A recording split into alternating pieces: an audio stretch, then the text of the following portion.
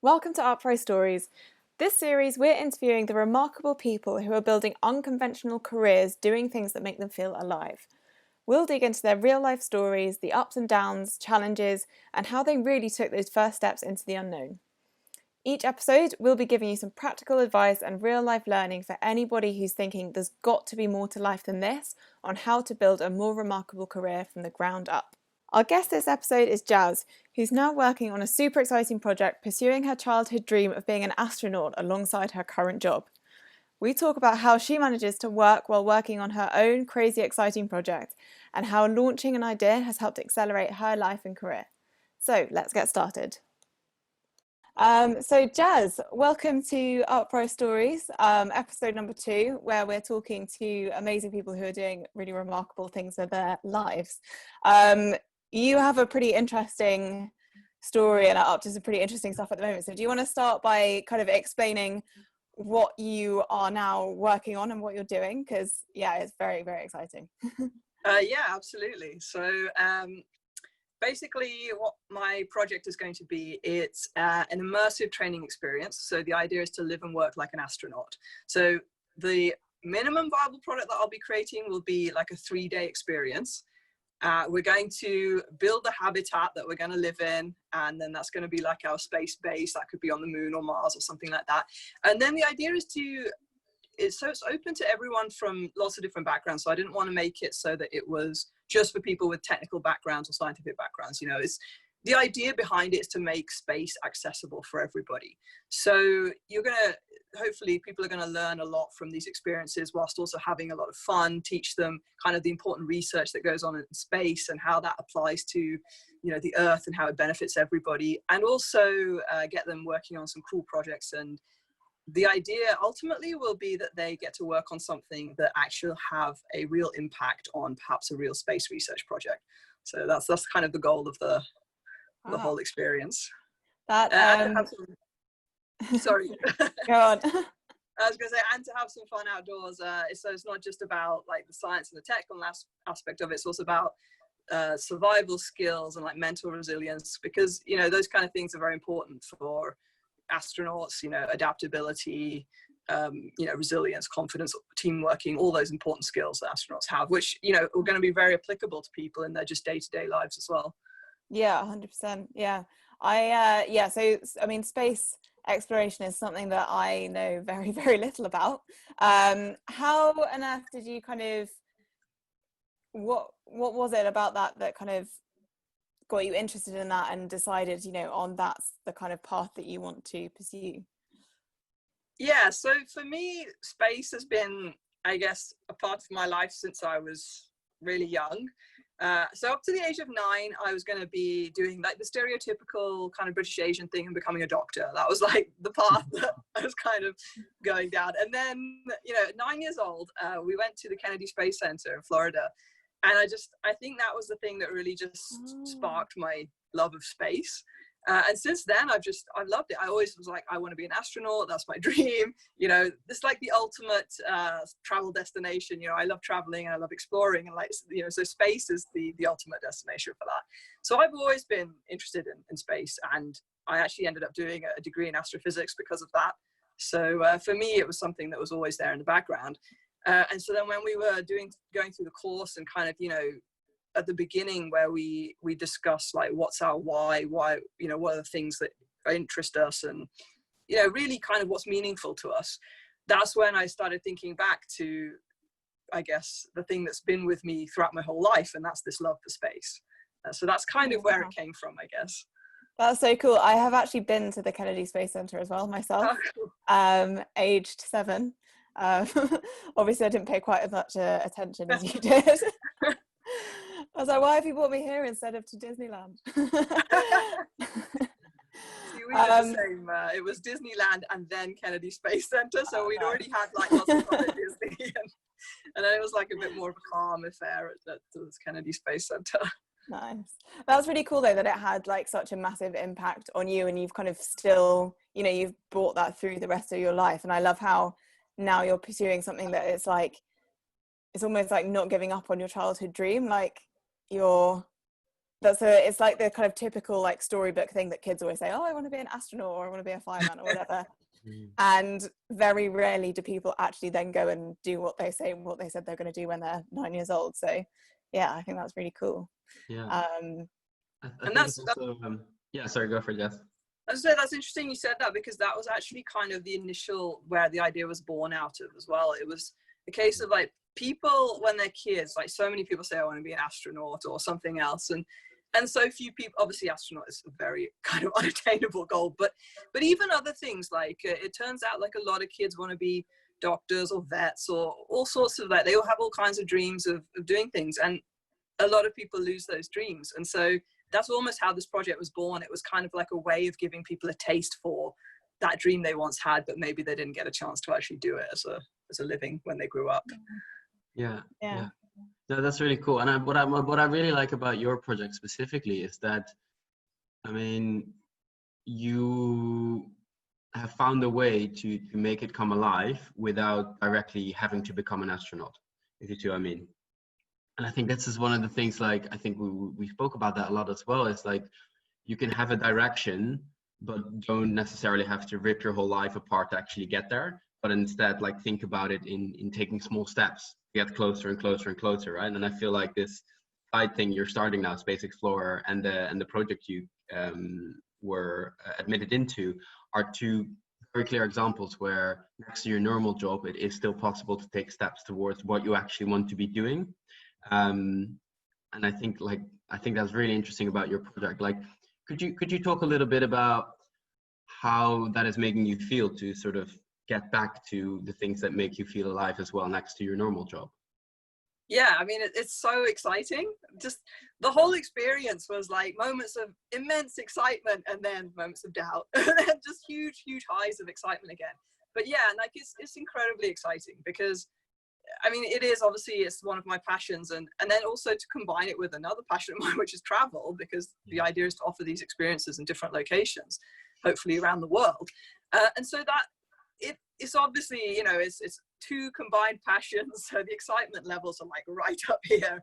And it's amazing. And also to be able to do it in a, what's the word, I guess, in a kind of relatively risk-free way, because like you said, I'm doing this, I'm not like giving up my job to kind of pursue this. I'm doing this on the side and taking like small steps to kind of achieve this. And so it's also quite achievable. And that's the really cool thing about it is, I think, you know, if I was to take it on as this massive project in one go, it would have felt very, very daunting, very difficult, come with lots of like doubts and fears. But to do it this way in small baby steps, it really just, it's all kind of falling together as well. And then as you take action on one step and then the next step, you just start to like build lots of momentum, and then all these like doors start opening up and things just start fitting together. So yeah, it's been really cool. Yeah. Do you think, I think that's probably a reason why a lot of people don't pursue the things that they really want to do, because they just seem so overwhelming. But like exactly as you said, if you're able to break it down into really, really small steps and go from like 0 to 1 to 2 and not have to, rip up the book and quit your day job and all that kind of stuff, it does actually, you can kind of make it achievable. You, something you mentioned there was like the kind of, you know, you get all the excitement and then you have those moments of like self-doubt and stuff like that. Talk me through those kind of like challenges and how you overcame those moments of self-doubt. Yeah, I mean, there were so many of those. Like, I'd literally wake up one morning and be like, oh my God, my idea is rubbish. This is never going to work. And then by the afternoon, I'd be like, this is great. I'm loving it. And I'd literally go through these crazy emotions in the space of like 24 hours. And it was really great at the beginning of the course. Like, so Kyle put up this line. It was like a timeline. And the line was like just this really squiggly line with lots of peaks and lots of troughs. And it was nice to have seen that at the beginning, because it was almost like you know, you are going to feel these emotions. You're going to get these highs and you're going to get these lows. And that's totally normal. So having that presented to us right at the start helped me a lot, because then, you know, I kind of refer back to it and I was like, oh yeah, we're kind of at this point, and look, there's like going to be this massive dip, and then hopefully there's going to be a high. And it was almost like exactly that kind of thing. And what really helped was every time, so I went through one particular, like it was like 3 days, 1 week, where I was really kind of feeling really negative about my idea. And the reason was, so I then went back to my original, like, why. So why am I doing this? What's the meaning behind it for me? And when I went back to that, I tweaked my idea. And the reason why I was feeling so negative, I realized, was because I was diverting away from my why, and then bringing it back to that, I immediately went from feeling really negative to feeling really positive again about the project. So I think it really helped to kind of go back and refer to those things. And then the other really important thing was just like talking to the rest of the guys on the course, like the cohort. It was brilliant. I remember having a chat whilst I was going through like kind of this slightly negative phase of thinking my project was rubbish and it wasn't going to work, and talking to a couple of others who were like, I'm feeling the exact same way. It's just like, and instead of like being like, oh yeah, we've chosen bad ideas, just talking to them made us feel so much better. We managed to help each other and just be like, look, we can do this. The project's great. Let's just go with it.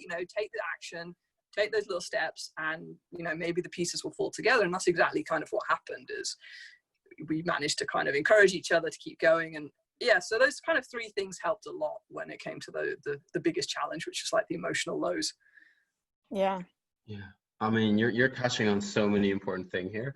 Like, I find it so fascinating that this whole concept of finding your why, obviously that's what the course is called and what it was supposed to do, but it's what you're describing here is really that sort of reality check, right? Like, and I think the fact that you went back to your personal mission and look back at that sort of overarching statement that should guide your direction is great. And it's I think it's such a helpful tool for anyone who is in that position to first figure out, what is my personal mission? What do I actually want to achieve? Where do I want to get to?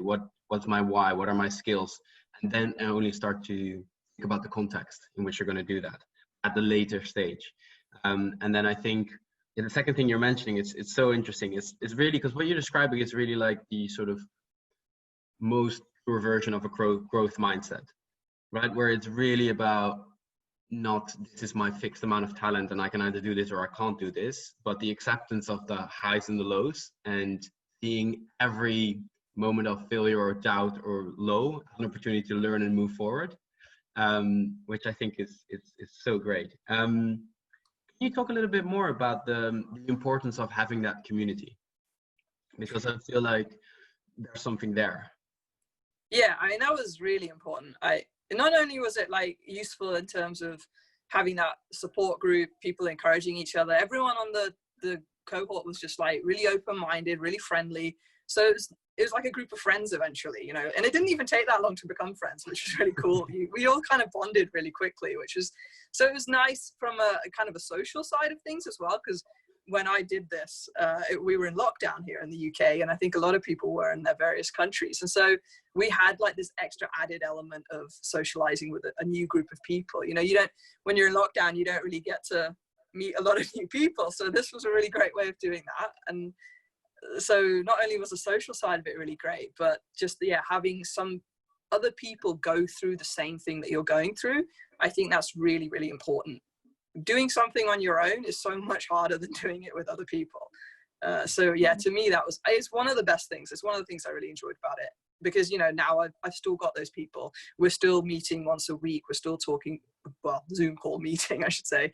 We're still having these kind of conversations, and we're still encouraging each other to kind of keep going with their projects and helping each other out, because everybody had a different talent as well and a different skill. So like, you were able to tap into like this pool of skills and talent that you on your own just don't have. Yeah. Well, and I guess even for people who don't go through our specific program, like to anyone who wants to start a side project, like, I guess almost like seeing from what it does, I think that would almost be the number one advice. Like, find 3 or 4 people who are also going through the same experience. And exactly as you're describing, they don't have to be working on the same project, or they don't have to be also working in your case in space. Like, some of them were doing completely different things, and yet you were in a position where you could support each other, because the emotions and the journey you're going through are actually the same. It's more about finding a community that shares the difficulties regardless of the content. I think it's great to hear. Because I think like, if you're doing something like that and you're kind of following your own path, I think what will happen is, if you're trying to do it on your own, but obviously you have family, friends, whoever around you. But if they're not actually going through the same thing as you, they'll be like, oh yeah, go for it, you're doing great, you know. They'll support you, but like it's not the same as, they don't really, I guess it's like empathy, like they can't really empathize with exactly what you're going through because they're not going through it themselves. So having that support group of people who are, must make a huge difference. Yeah, it's the difference, I guess, between having someone from the outside supporting you, whereas somebody from the inside who's basically going through all the same things you're going through, and they can completely relate. Yeah, I mean, I had that kind of extra support from family and friends as well, but it's totally different. Like you say, it's not the same thing. They don't really, and you can't bounce the ideas off them quite in the same way as you can with somebody who's going through the same thing as you are. They understand things differently, and that helps a lot. Yeah, 100%. Are you gonna try and do a face-to-face meetup when we're allowed? Oh god, yeah. We're also really excited about this. We're all talking about, I think it's Portugal in October. That's like fingers crossed we're hoping for. Nice. And yeah, we all are really keen to do this. Well, that's amazing. I also think it's so cool how, as you said, even though we were kind of in lockdown and you're doing this whole thing virtually, like you've still managed to make obviously such great connections. Like that's really cool.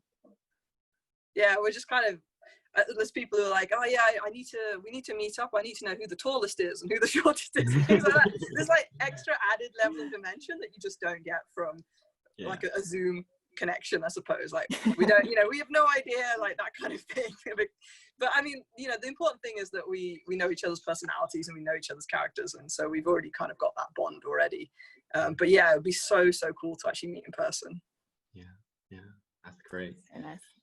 One of the things I really like, because I think you can talk more about it more in a second, but like one of the things that I think we also always try to say to people who are starting very early on is to make things as real as possible, as early as possible. For example, like even before the actual MVP stage, to see if you can already run experiments and make it real, to test things. And when I was speaking to you before, you mentioned that you were going to basically do a sort of pre-MVP. In your own garden. could you tell us a little bit more about that, because I think it's such a cool thing. Yeah, so one of the things that I want to do as part of my experience is get people to build their own like space habitat. And so the way that's going to be done is, well, what I am doing currently is my little test, I suppose, is I'm building a geodesic dome in my back garden. And so yeah, a geodesic dome is essentially just a dome made from like triangles. It's not that difficult. The idea is to show people that these things are quite achievable. So I'm hoping to, make videos, share it with people. And then once the dome is built, I'm going to actually live in it for a week, maybe 2 weeks, but that depends on how much leave I get from work, but certainly a week. Basically, the idea is this is like the UK's first ever analog astronaut mission, like a solo mission like this of its kind. Like we don't have anything like this here in the UK, so this will be the first one. So I'm kind of excited about that as well. And living in it and maybe conducting some genuine research. So I'm gonna reach out to people who do this kind of research and ask them, what would be useful for them? What could I do to help them out? And so it won't just be, me just living for a week in this cool dome that I've built. It'll also be hopefully a way of doing some real research, but also reaching out to people. So I'm hoping I can reach out to children and get them excited about it. Maybe do like a live video Q&A with them from me inside the dome, and just get them interested and just get people excited about the same thing that I'm excited in. That's so cool. I was definitely going to say you should film it. Yeah, lots of films, lots of photos, and I'll put them up on like all my kind of Facebook and Instagram and things like that, and hopefully people can follow along and see, and maybe I'll be able to show people that they can build it in the same way if anyone's interested. It's pretty cool for kids, I think, to have something like that in their back garden. You can you can make it custom size. It doesn't have to be big. Mine's going to be 4 meter diameter, so it's pretty decent size, but you can build smaller ones for kids as well. And yeah, it's a pretty fun project to do with them, I think. Yeah, no, and I find it so smart as well, because obviously it functions as a test, but at the same time, it really shows people what would be possible. It can inspire, it can create also a bit of media coverage potentially. So I think for anyone starting their own little side hustle, like things like this, making it real. And what I love about your version is that all you're going to need is some wood and some plastic, if I'm right. and with a bit of wood and plastic and some social media accounts, you're going to generate a lot of buzz, hopefully, which is it's such a ultimate form of a sort of pre-MVP. Yeah, it feels like a real kind of like I don't know what I mean, but like real practical thing to do as well, which I really like that about it. You know, something that you can do quite easily. Like you said, it's some wood and other than well, not quite plastic, but you know, like tent material to go over it, and it's cool because you're building something with your hands. You know, it's like I love that. So I think for me it's really good fun, and then to be able to share that with people is cool, really cool. Yeah, just seeing it just seeing something real, I think is like amazing. Even if it's, you know, it's like in your garden, like why not just do it? Yeah, worst comes to worst, I've got a dome in my garden.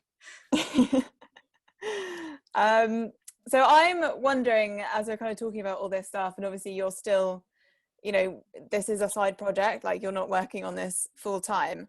How do you manage your time between, you know, I think that's something that maybe people are scared about when they're thinking about doing something on the side, is like, how on earth do I actually time manage and get everything done?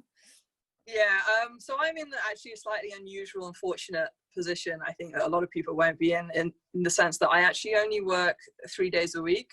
So I compress all my hours into 3 days, which means that for those 3 days, I literally can't do anything other than my job. But then for the other 4 days of the week, I'm pretty flexible. And currently, you know, COVID and all, restricted with the kind of things I can do anyway. So I've got a bit more time on my hands.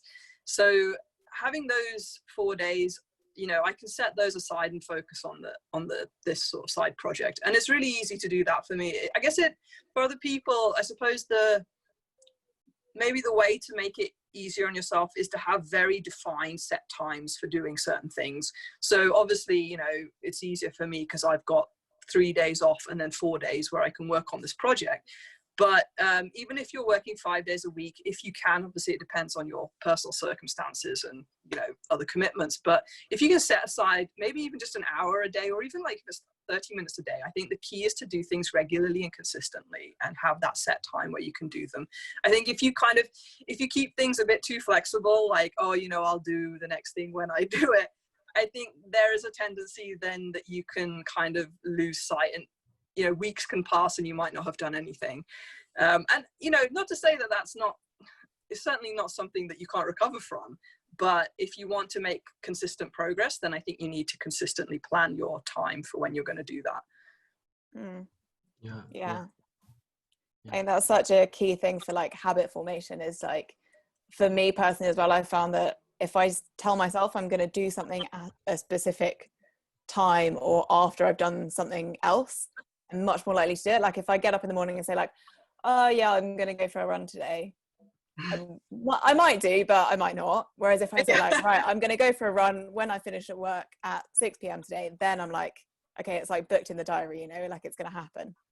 I find that helps me a lot as well.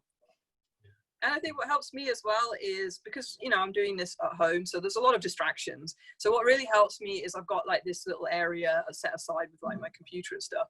So as long as I sit there, it sort of switches my mind from other things to, right, this is now time for the project. It's like, I do think your environment helps a lot. Sometimes you can, if you just like have an area in your house that's dedicated to maybe working on your side project, then I think as soon as you enter that kind of area, your whole mind shifts to now I'm working on my project.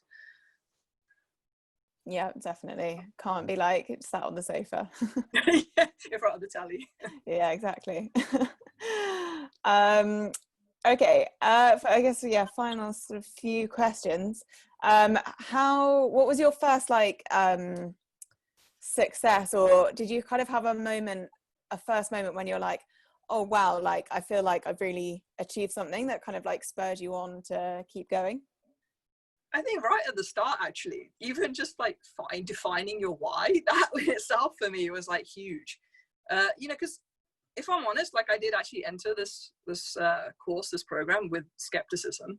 I thought actually the hardest thing to do was going to be figuring out what that why was, what gives me meaning. I actually thought that was going to be really difficult because I already, you know, knew I have a lot of interests, a lot of hobbies and things like that, but you don't always necessarily want them to become you know, like a side hustle or a career or whatever. So it's kind of figuring out which one of those, which of your interests or passions or whatever it is, you actually want to spend a lot more time doing. And I was really surprised how well that whole find your why couple of weeks worked. I couldn't believe, like, that was really great. So that was like, I guess in itself, that was the first success. And then I guess the next big one was actually not launching, but creating the website.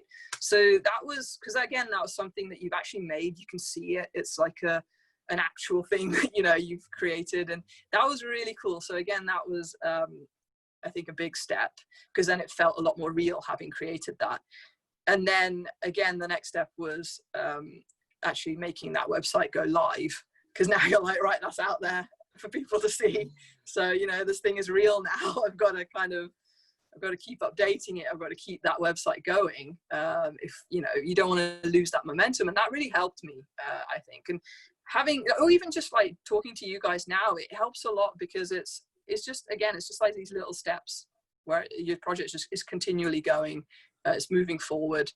But yeah, I think those sort of two things were the most important for me throughout the course. It was the actually defining what's meaningful to you, your kind of mission, and then putting that website up. That was really cool. Yeah, I think you're touching on something so interesting there, because I feel like, you know, so often when we do career coaching, or you try to help people on a new direction, like regardless of our program, like advice to always launch an idea, no matter what it is you want to do, right? And when I say this to people, it's often like, well, I don't want to start the next Facebook or whatever.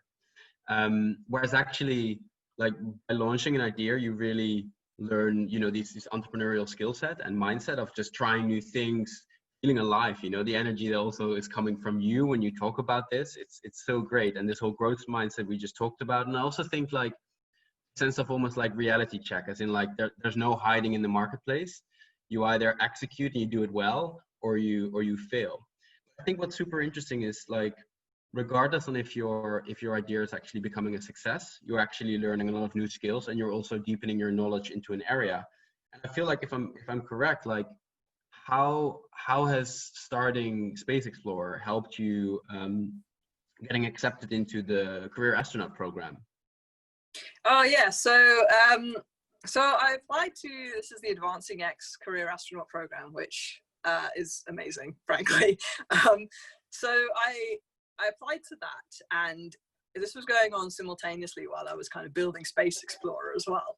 And so this was a really cool bit. When I had my interview with the Advancing X guys, I had already been doing a lot of work on SpaceXplorer. I had researched and actually written a blog on what does space do for me here on Earth? Like, why is space important for us on Earth?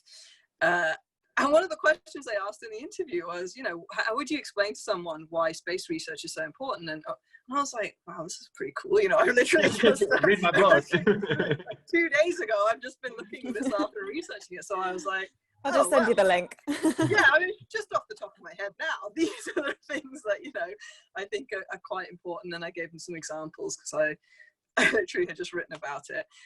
So that was really amazing. And then they were asking me questions about, you know, outreach and how you'd get, like, how you would bring this to kids, how you get kids interested in it. And again, this is like so in line with SpaceXplorer, even though, like, currently I'm actually aiming to adults. It's the same principle, you know, aiming it to adults or aiming it to kids. It's just getting people excited in it. So again, it was really cool. They were asking me these questions, because these are the things I had been thinking about and working on for SpaceXplorer. So I was able to take all of the stuff I'd learned from that, and I was able to tell them, you know, some ideas. I mean, I didn't actually mention SpaceXplorer or anything, but I did mention, you know, geodesic domes and, like, experiential learning, getting people into, like, a kind of immersive experience, rather than just talking at them, lecturing them, getting kids or adults to actually do stuff and then learn by doing it. So they, you know, they're having fun. They might not even realize they're learning all this amazing stuff. And that was kind of, I was talking about those things, and obviously they liked it because they accepted me into the program. So yeah, that was really amazing. Yeah. No, I think what you're saying is, like, exactly what we sort of hope for as well. Like by I think it's such a way better proposition to any mission-driven or purpose-driven company you want to join if you're already having your own ideas developed. and your offering is just so much better when you actually have a blog post to show for, where you can show this website, where you can talk about, like, I've lived in my own garden for 2 weeks. Like, what do you mean? Yeah. Like, my mission is my mission, and you're a part of that, as opposed to, can I please work for you because I think you're cool. Like, it's such a different proposition. And I mean, I'm gonna send you to space, or at least you called it sub-orbital, right? Yeah, so the ultimate goal is to send teams up in sub-orbital space. So that's, like, obviously amazing. Absolute madness. It's so Send us a postcard. Yeah. or picture. Yeah, that is incredible. Definitely. I think as well, because more and more people I think are looking to, even if you're not looking to kind of, launch a side hustle and turn it into a business, finding a company that aligns with your personal mission as well is obviously so important. And from the company's perspective, as Stephen said, like, if you can like literally prove that your mission is aligned with their mission, that's going to set you so far apart from like anyone else who's applying for that program or job or whatever you're doing. So yeah, that's really cool to hear. Cool. So final question. What advice would you give to someone who is in your shoes back when you kind of, a few months ago, when you first started thinking about, launching an idea and pursuing something? So yeah, I would actually say to them, if you're thinking about this, then I would say just go for it, because the most important thing is to take, like we've been talking about, is to take action. Otherwise you'd be thinking about things, and you mentally, it's possible to never be ready to do something. So you've really I think you've got to adopt the idea that you have to just take action on things before you're ready to do them. So I would say, yeah, just go for it. And you've really got very little to lose. When I started this program, I was thinking, even if I don't come up with an idea that I really want to take forward, I've still learnt the process of how to take an idea forward. So if at a later stage I then come up with a different idea that I am more excited about, I already know what to do. So I can just apply the same principles and go through the process again. So yeah, that would be my advice, is just go for it. You've really got very little to lose, and you've got so much cool stuff to gain if you give it a go. Definitely. Yeah. Absolutely. Like what the quote the other day we came across, like, was most ideas don't die in the marketplace, but they die in the shower. As in, I love that people one. come up with this amazing, yeah, right? They come up with amazing ideas and they never even try to make it a little bit real. Whereas the learning you'll go through is beyond whatever goal you're trying to achieve. If the goal wouldn't be achieved, so what? The learning you gain from it is so valuable. Yeah, and I think you might be surprised what direction you end up going in. I think that was the other thing, is like, you don't know what you think you might want to do, and then what you end up doing, they're not necessarily going to be the same thing, and what you end up doing is something you may never have thought of that actually you're really excited about. Yeah, I think, having that kind of like openness to new paths and new possibilities. Perfect. Cool. Well, Jas, thank you so much for sharing everything with us. You've been a wonderful guest. Thank you. And I hope you enjoy the rest of your day. I'm looking forward to seeing pictures from your garden first, and then hopefully from suborbital space. Yeah, absolutely. I'll definitely post some pictures up as I start building it. And exciting times, really. Thanks so much for having me on. No worries. Just before we go, do you want to tell everyone how they can find out more about you and everything that you're working on? So the website is www.spacexplorer.co.uk, spelt Explorer with an X, so drop the E off Explorer. And then I've got my Twitter, which is just SpaceXplorer7, and I've got my Facebook and my Instagram, which are UK Space Explorer. There's nothing on them yet, but I'm hoping that's where I'm going to be uploading all my pictures and the progress of building the dome, and also on the blog on the website as well. Perfect. I'm definitely going to go and give that a follow. Cool. Thanks, Jas. Thank you. Bye-bye. Bye.